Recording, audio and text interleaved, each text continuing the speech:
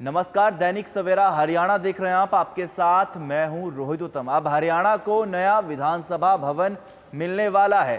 पर्यावरण मंत्रालय की तरफ से एनओसी मिल चुका है और इसी को लेकर अब किस तरह से ये बड़ी जानकारी सामने आई है कि हरियाणा विधानसभा का नए भवन का निर्माण जल्द ही शुरू हो जाएगा। इसको लेकर लगातार आज काफी ज्यादा चर्चा रही। आप सभी जानते हैं कि आज हरियाणा विधानसभा सत्र का पहला दिन था। पहले दिन की शुरुआत राज्यपाल बंडारू दत्तात्रेय के अभिभाषण से हुई, जिसके बाद अनेक विधायकों ने किस तरह से अपने सरकार के ऊपर लगातार हमले भी किए और लगातार अनेक मुद्दों को भी उठाया। इसी को लेकर अब किस तरह से हरियाणा को नया विधानसभा भवन मिलने वाला है। केंद्रीय पर्यावरण मंत्रालय से पूरे मामले में एनओसी मिल गई है, जिसके बाद अब हरियाणा को नया विधानसभा भवन मिलेगा। आपको बता दें कि हरियाणा में विधानसभा की जमीन के बदले 12 एकड़ जमीन दी जानी है। उसमें इको सेंसिटिव जोन को लेकर कई रुकावटें थी, जिन्हें अब दूर कर लिया गया है। हरियाणा विधानसभा का नया भवन चंडीगढ़ में ही बने, इसके लिए पूर्व विधानसभा अध्यक्ष ज्ञानचंद गुप्ता ने कोशिशों की शुरुआत की थी।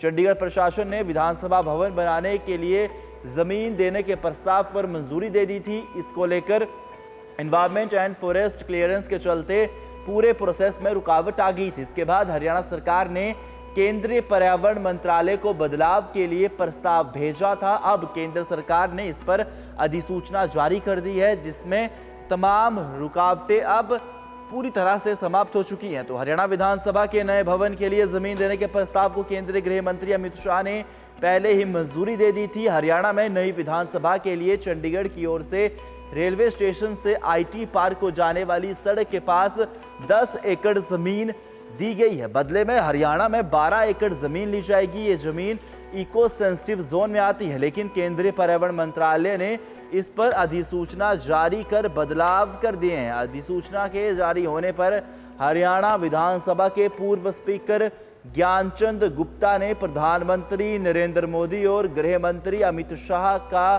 धन्यवाद भी किया। तो ये बड़ी जानकारी है। किस तरह से आप सभी जानते हैं कि आज हरियाणा विधानसभा सत्र का पहला दिन था। काफी गर्मजोशी से इस सत्र का आगाज हुआ और आज 6 बजे के करीब पहला सत्र समाप्त भी हो गया। इस सत्र में अनेक विधायकों ने अनेक बड़े मुद्दे भी उठाए।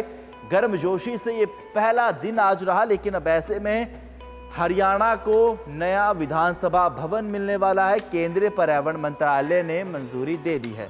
इसी को लेकर अब किस तरह से हरियाणा को नया विधानसभा भवन मिलने वाला है। केंद्रीय पर्यावरण मंत्रालय से पूरे मामले में एनओसी मिल गई है, जिसके बाद अब हरियाणा को नया विधानसभा भवन मिलेगा।